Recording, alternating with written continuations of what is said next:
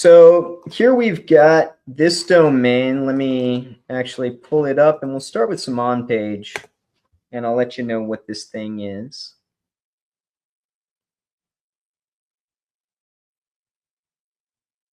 All right, it looks like a fashion company, basically.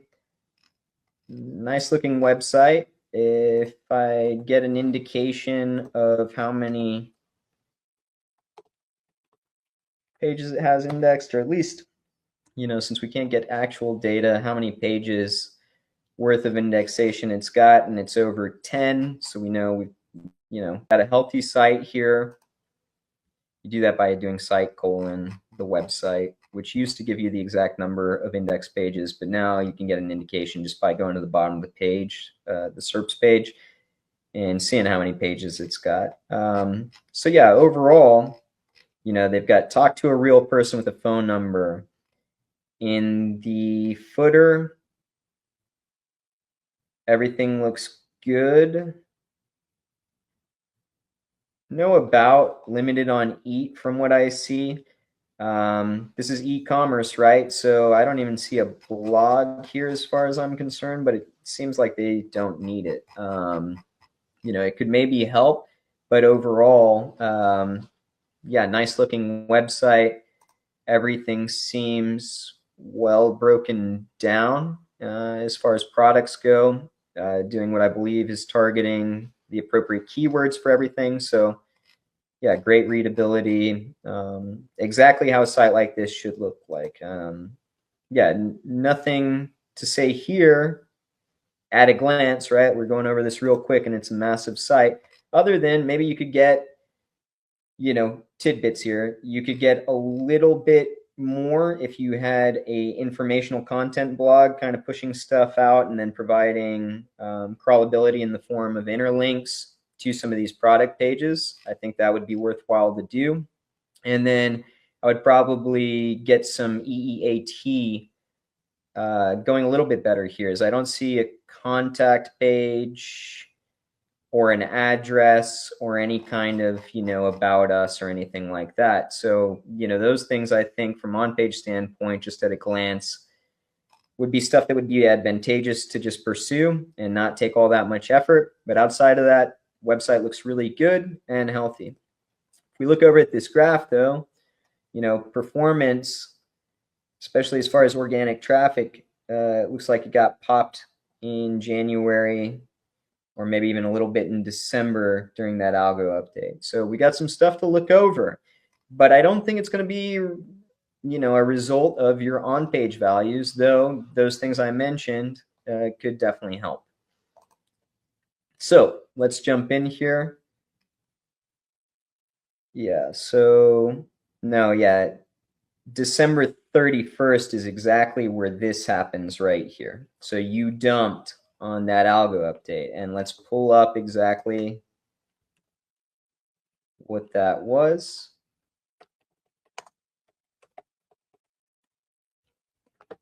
So you guys can get an indication of what it's asking for.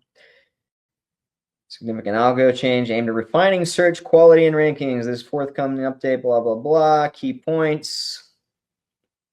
Well, you can read about it, right? From what we've seen, we don't have a definitive answer on exactly what happened with this update. There's people that prod and guess at it, but quite honestly, like as far as I'm concerned, so long as I stick to natural backlinking strategies as well as a good on-page plan, following everything that it wants, EEAT, things like that, then I haven't seen any kind of issue. But there's definitely an issue here, right? So you might want to roll down the December update, as that's definitely what hit you. Here are spam updates. The target sites that don't follow the webmaster guidelines. Sites impacted by these updates may be seeking short-term gains while ignoring best practices. This update was completed December 26th. That is according to Ahrefs. It's a beauty of just getting in there, but I cannot show you this stuff right now as it's got client info in it. All right, so boom.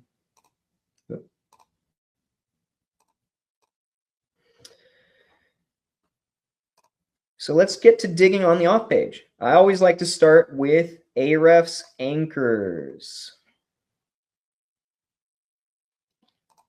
because there I can get an indication on whether somebody was trying to be spammy with a backlinking campaign, which is 99% of the time, something that I'm going to see.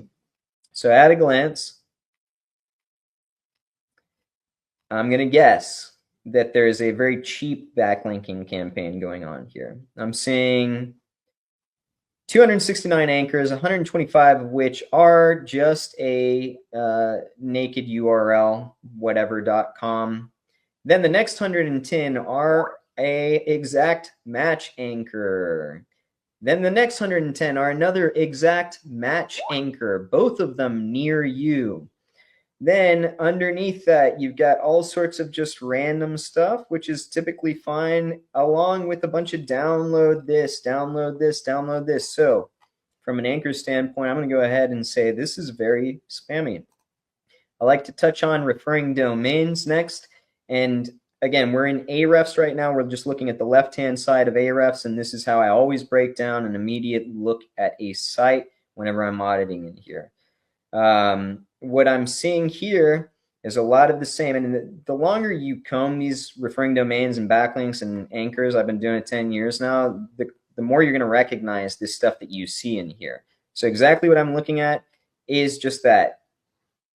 Directories for the most part that anybody can get, really spammy stuff. Not to say that it doesn't add value from the point of foundational link building, so long as you're using them strategically, homepage, natural anchors, right? But if this is all you've got and you're in a fashion niche market, then like you're not competitive. That's it. So now we'll go into backlinks, and I'll have a quick comb at some of these.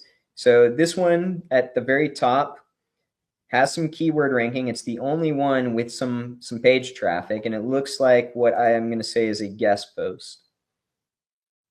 And it's it's a good guest post, but let me guess. Is it a comment?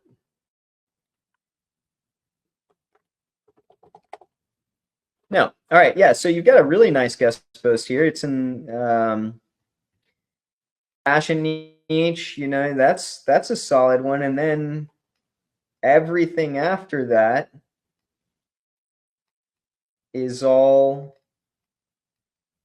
more spammy directory kind of stuff, right? So like from a backlinking point, yeah, this thing is, you don't have much here. You've got really low quality spam, and what I can see, maybe a handful of decent guest posts. And even then, I'm not sure how decent. And then it looks like what you did in the reason you've got these exact match anchors for the near you stuff is because you did a press release or two with that. And guys and gals, press release is used as a foundational link. Or set of links rather, right? Because you're getting more than one. But they get syndicated. It's all going to be the same content. It's all really just for the purpose of typically, now you can get away with it different ways, but as a beginner, don't worry about that. Just homepage, naked or branded anchor. Okay, keep it simple. I don't really have to guess too hard at why you got popped in December. It's because of this backlink quality and because of the anchor text profile. What you're going to want to do from here. Personally, I'm not the disavow camp person. I can't tell you the last time I did one. What I like to do is still, you're still popping here a little bit, like there's still some prodding going on. I would probably go ahead and I'd get a blog going on this site and get some informational content and try attacking some low-hanging fruit keywords, since the rest of the site is already based in fashion, right? For fashion. And then interlink to my products. And as I'm doing that, I'm going to get authority backlinks. And again, I'm a backlink vendor, but you can find them at different places, right? I just know the quality of mine. So we're staying off some of these other places where we know we can get cheap links, right? And we're getting guest posts that come from outreach, not link farms, okay? And we're going to prod, specifically with niche edits and guest posts, for the next couple of months. With a new content plan, I would go ahead and update the website, get some EEAT going and the other things that I said, and then I would get a high quality backlink campaign going to this website, direct to the homepage, natural anchors, nothing spammy. If that gets this reviving, because you didn't really have that much traffic before, right? Like it wasn't doing amazing. This isn't a huge drop.